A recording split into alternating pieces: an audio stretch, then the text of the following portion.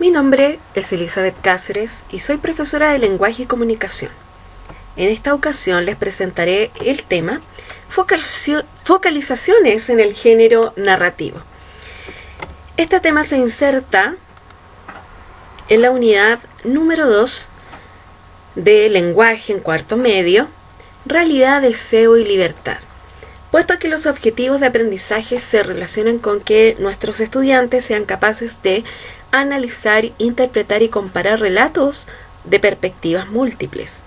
También que sean capaces de analizar, interpretar y comparar relatos de narrador omnisciente con focalización interna en uno o más personajes, o bien de focalización cero. Por lo tanto, para ello, se nos hace necesario recordar, los tipos de narrador. Recordemos, que el narrador es quien relata la historia. Esa es aquella voz ficticia, el emisor ficticio en una obra de carácter narrativo. No debemos confundirlo con el autor. El autor es el ser de carne y hueso, que crea a través de palabras, un mundo ficticio. Y ese mundo ficticio nos es contado, nos es enseñado a través de un narrador.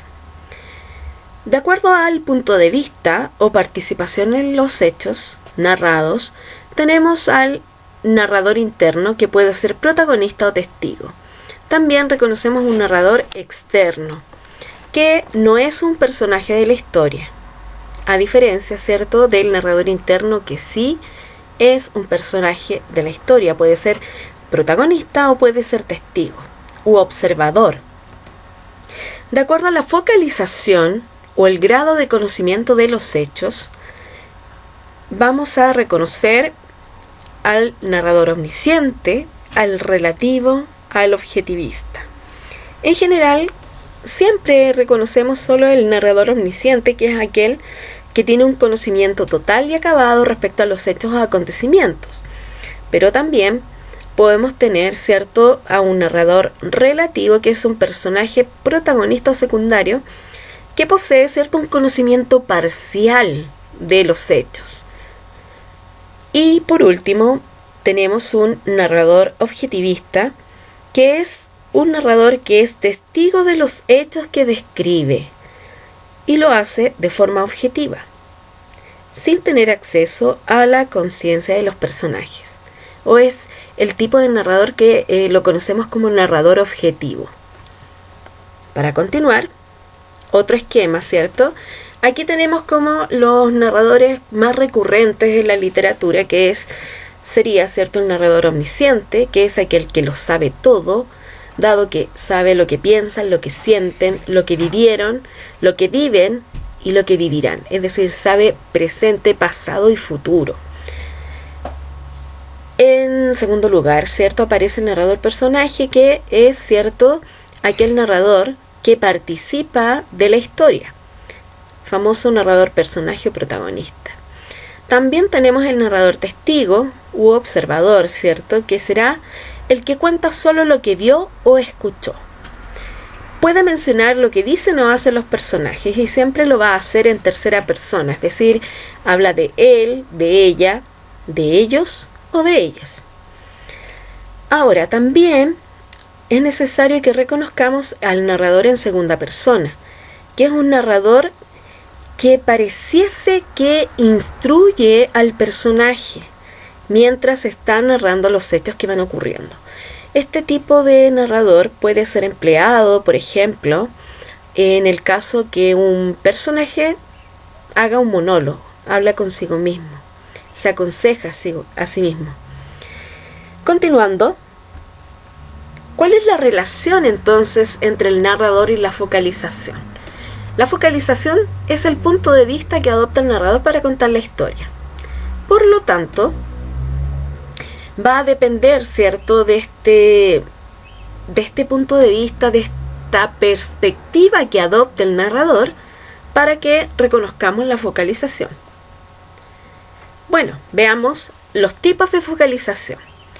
La focalización cero, se va a relacionar y la vamos a identificar con el narrador omnisciente, puesto que hay focalización cero cuando el narrador no se sitúa desde el punto de vista de los personajes, sino que posee, domina todo lo que ocurre en el mundo narrado. Por lo tanto, focalización 0, de inmediato debemos relacionarlo con el narrador omnisciente. En segundo lugar, tenemos la focalización interna, que se va a relacionar, ¿cierto?, con narradores protagonistas, testigo y el narrador personaje. Ahora, dentro de la focalización interna vamos a reconocer además la focalización interna fija, la focalización interna variable y la focalización interna múltiple. El primero, la focalización fija, dice que ocurre en el caso del narrador protagonista que relata en primera persona. ¿Ok? Entonces vamos a tener ahí al narrador protagonista, que narra desde su propia vivencia, desde su propia perspectiva. Más adelante vamos a ver ejemplos de cada una de las focalizaciones, ¿cierto?, en textos narrativos como tales. En segundo lugar, ¿cierto?, está la focalización interna variable. Dice que esto ocurre en el caso en que varios personajes van dando sucesivamente diferentes perspectivas. Es decir, varios personajes nos hablan, ¿cierto?, respecto a diversos hechos o diversas situaciones. Ahora podríamos apreciarla, ¿cierto?, en las obras literarias más bien contemporáneas. Y por último vamos a encontrar la focalización interna múltiple, que es aquella en que, ¿cierto?, un mismo hecho es descrito por diversos personajes. Ahora, vamos a tener por último la focalización externa, que obviamente la perspectiva del narrador va a ser desde fuera, desde lo que él maneja, ¿cierto? Y no posee mucha información, sino que se limita a narrar lo que ve o escucha de los personajes. A modo de ejemplo, vamos a avanzar, ¿cierto? Bueno, aquí nuevamente tenemos el concepto de focalización y acá hicimos una relación para que quedase aún más claro, que la focalización 0 se va a relacionar directamente con el narrador omnisciente, que es aquel que todo lo sabe, maneja todos los conocimientos en relación a los hechos o acontecimientos que ocurren, ¿cierto?, en un tiempo, en un lugar determinado y que obviamente son protagonizados por personajes. Ahora, la focalización interna la vamos a relacionar directamente con el narrador protagonista o personaje, mientras que la focalización externa será el narrador personaje, aquel, ¿cierto?, que solamente nos cuenta lo que escucha, lo que ve, que hacen otros personajes. El observador o testigo, que es un mero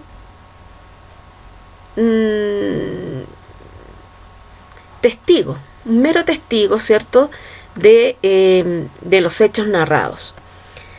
Vamos a revisar la focalización 0, a modo de resumen, ¿cierto? Se va a relacionar con el narrador omnisciente. Conoce absolutamente todo lo que sucede en la obra. También es importante recalcar la idea de que este narrador se sitúa desde el exterior de los personajes y de manera objetiva y directa nos habla incluso de la psicología de estos mismos. El narrador omnisciente no se involucra en los hechos. Ejemplo. Tenemos acá un fragmento de El almohadón de plumas de Horacio Quiroga. Y tenemos, ¿cierto?, que su luna de miel fue un largo escalofrío. ¿Cómo es que este narrador, ¿cierto?, sabe que tal vez no fue muy apasionada esta luna de miel? Rubia, angelical y tímida, aquí nos está describiendo físicamente y psicológicamente a la protagonista. Luego dice el carácter duro de su marido. Carácter duro, ¿cierto?, también implica un conocimiento psicológico del personaje. Por lo tanto, esto es un típico ejemplo de narrador omnisciente y focalización 0. La focalización interna, ¿cierto? Para resumir y enfatizar, se va a relacionar con el narrador protagonista o testigo, tiene conocimiento de su propia interioridad. Y en el caso de la focalización interna podemos encontrarlo en textos literarios y también en textos no literarios, por ejemplo, en una biografía, en una memoria o en crónicas. Veamos el ejemplo. Hice la distinción, ¿cierto?, entre los tipos de focalización interna. Como habíamos dicho, la focalización interna fija se centra solo en un narrador que nos cuenta la historia, que en general, ¿cierto?, se entrelaza o es conjunta con el narrador protagonista. También tenemos la focalización interna variable, en que varios narradores nos dan cuenta de diversos sucesos, ¿sí? Cada personaje narra su propia historia. Mientras que en la focalización interna múltiple tenemos que varios narradores narran un mismo acontecimiento, pero desde distintos puntos de vista. Bueno, vamos a ver un ejemplo, ¿cierto?, de focalización interna fija.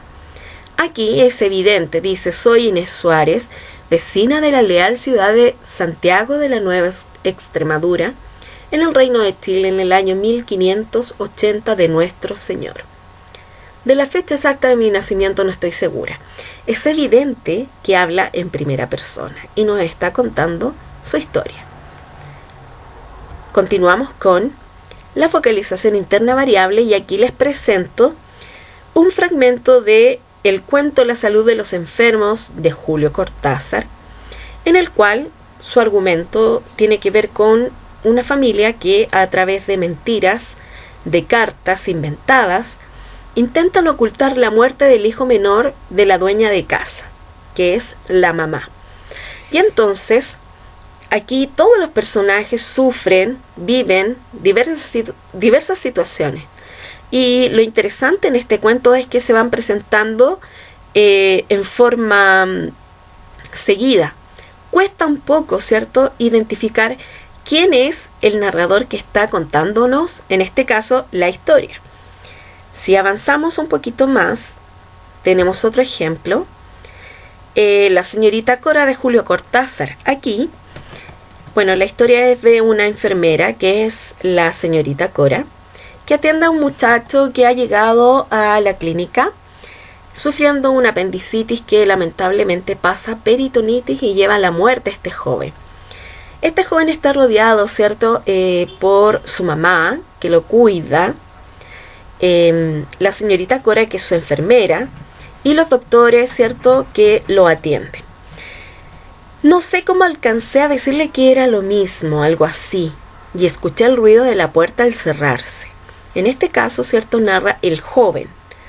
Después aparece el médico, donde dice: es lo de siempre. Che, Suárez, uno corta y abre. Y en una de esas, la gran sorpresa. Bueno, obviamente que aquí asalta, ¿cierto?, la voz del cirujano que atiende a este muchacho.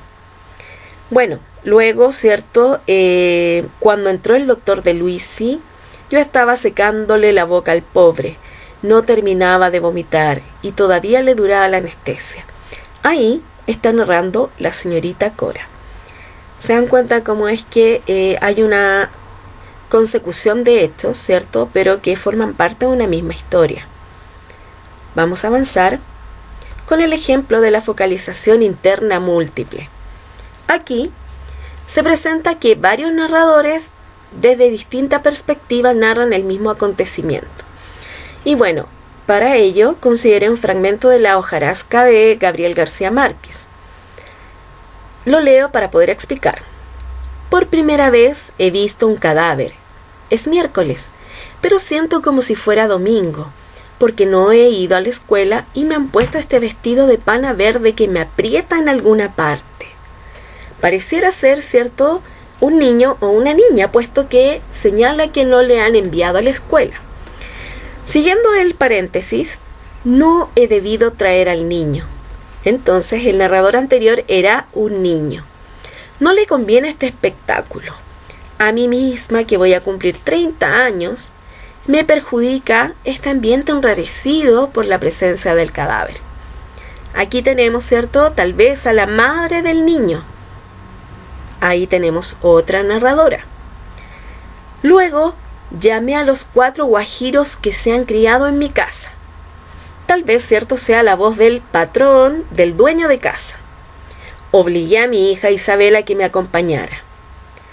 Así, el acto se convierte en algo más familiar, más humano, menos personalista y desafiante. Es decir, que podríamos inferir que tenemos 3 o 4 personajes involucrados en un solo párrafo y para describir un hecho, que es que hay un cadáver en la casa. Con esto doy por finalizada mi exposición. Muchas gracias.